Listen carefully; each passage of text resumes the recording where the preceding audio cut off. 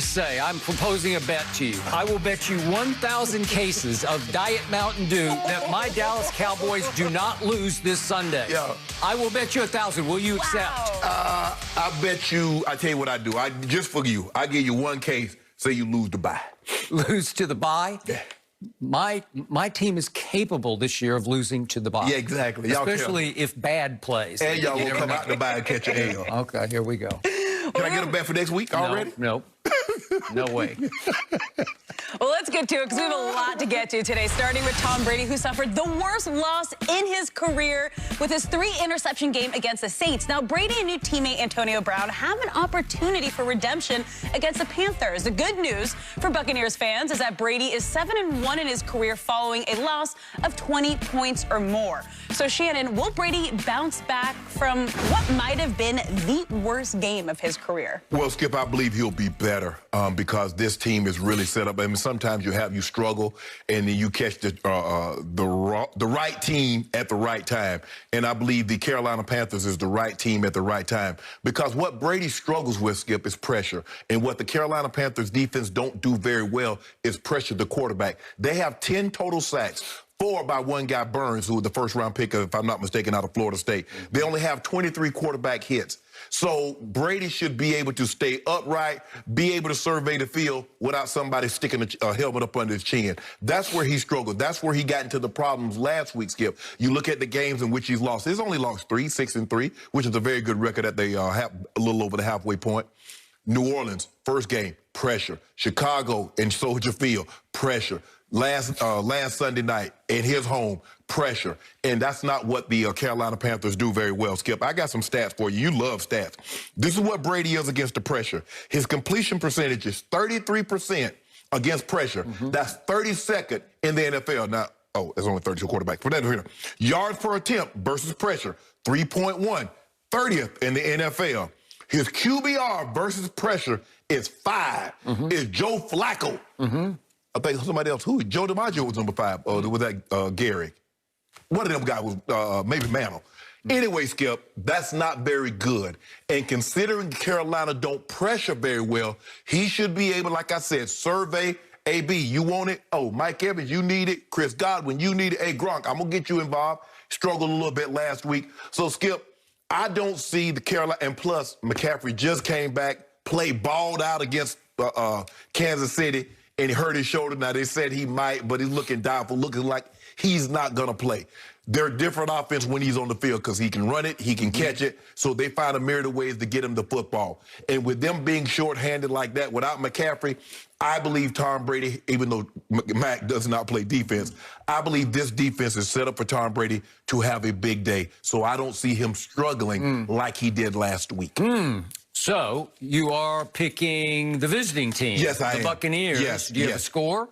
I'm going to say 27-17. 17? Oh, so you have a cover. Yeah. Because it's a 6-point game. I'm going to say 27. Bucs by 6. Yeah. Really? And they won't make the mistake they made last week and just run the ball 5 times. So I have several issues with everything you just said. Point number 1, you, as usual, neglected the most important stat that just it overcomes all the stats you just spat out on the table. What?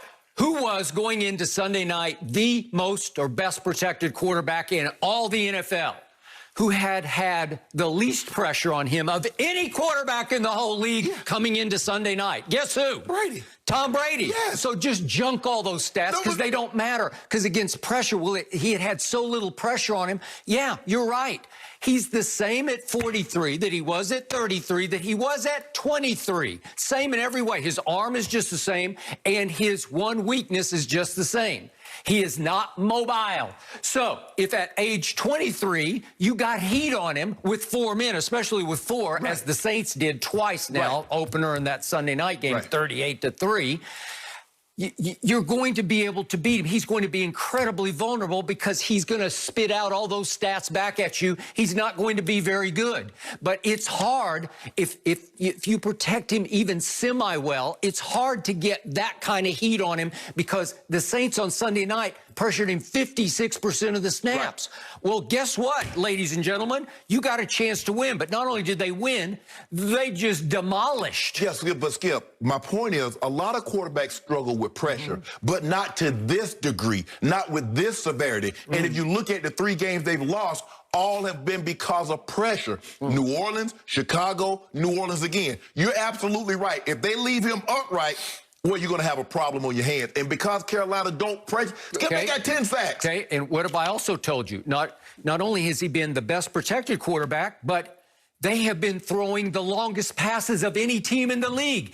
It's no risk it, no biscuit offense. Tom Brady is running Bruce Arians' offense to a T, just like Jameis did a year ago when he led the whole league by far in turnovers. As I told you yesterday, in pure air distance, how far does the ball travel from your hand to the receiver, whether he catches it or not? Right. Tom Brady leads the league by far in air distance. So if you put those two together, he's been protected, but again, he's not dinking and dunking like he did at New England, right? Where he led the league in yards passing to the running backs, right? Yes. Okay.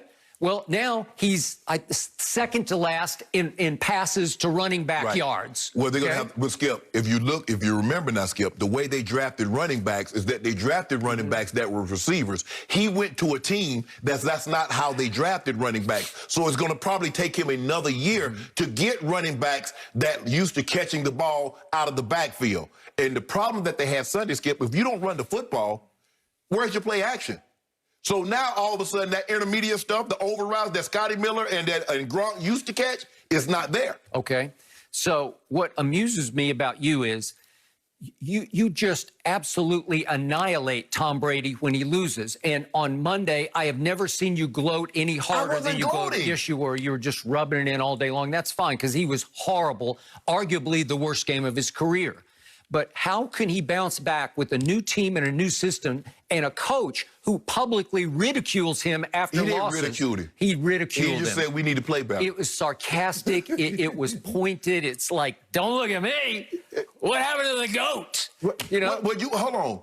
But that's the same argument you use. You tell him that he's going along for a great ride. He should be, but he's not. When they win, you say, oh, this is all Tom. When they lose, it's the defense. It's Bruce Arians. It's Byron Leftwich. Okay. Hold on. Yeah, you question whether Brady's even the GOAT. You have said for 4 straight years on this show that he should just call it a day and go home. Yeah. And yet you've got them bouncing back and winning by double digits at Carolina against a team that I have far more respect for than you happen to. Skip, if they could rush the passer, you'd have me.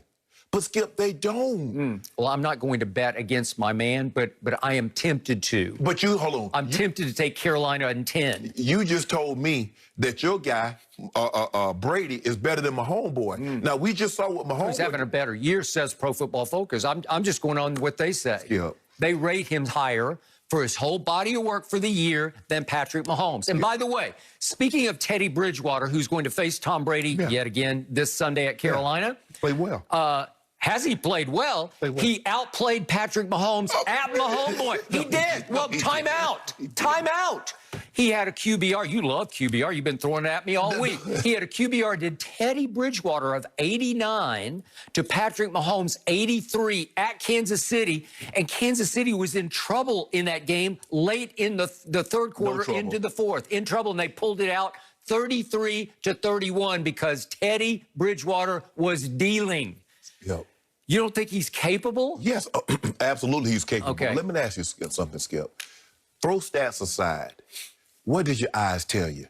Through the first 9 games of the season, who's played better? Forget stats. Forget the 9 Super Bowl appearances. Forget the 3 Super Bowl, the 4 MVPs. Tom Brady. I watch every snap of every game. Hold on. You're saying Tom Brady has played He's had a better year than Patrick Mahomes, who's been, as Pro Football Focus points out, wildly inconsistent.